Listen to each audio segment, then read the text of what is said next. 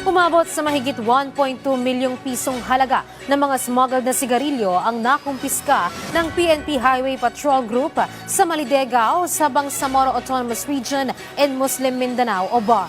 Yan ang sentro ng balita ni Vel Custodio.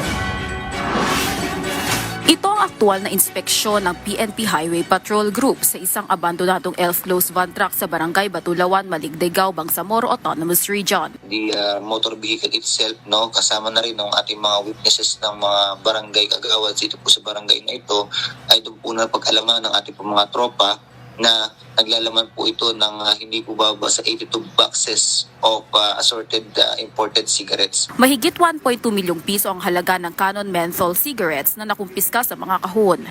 Basically, no, ang impormasyon na kuha natin, no, ito ay galing sa Zamboanga. Yung origin place or yung pinanggalingan itong truck na to ay talaga pong pinag-aaralan pa at inaalam pa ng ating mga investigador. Based din sa impormasyon natin na talagang umiiwas itong truck na to na dumaan sa mga checkpoints na inilatag ng ating HPG.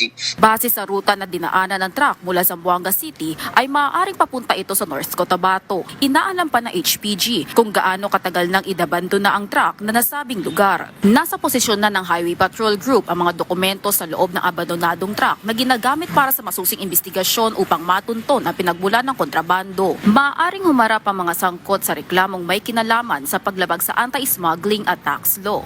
Habang karagdagang reklamong paglabag sa Land Transportation and Traffic Code ang maaaring ipataw kung walang maipakitang official receipt, certificate of registration at iba pang mga kaukulang dokumento ang nagbiyahe ng imported cigarettes. Tuloy-tuloy yung ating paglatag ng checkpoints para maiwasan at mahuli yung mga ganitong senaryo at pagkakataon at hindi na rin magkaroon pa ng anumang dulot na magiging krimen pa itong mga ganitong pagkakataon. At muli ma'am, na makakaasa po yung ating pong mamaya na tuloy-tuloy po ang paggawa po ng mga mandato ng HPG para po sa buong bansa ng ating Pilipinas.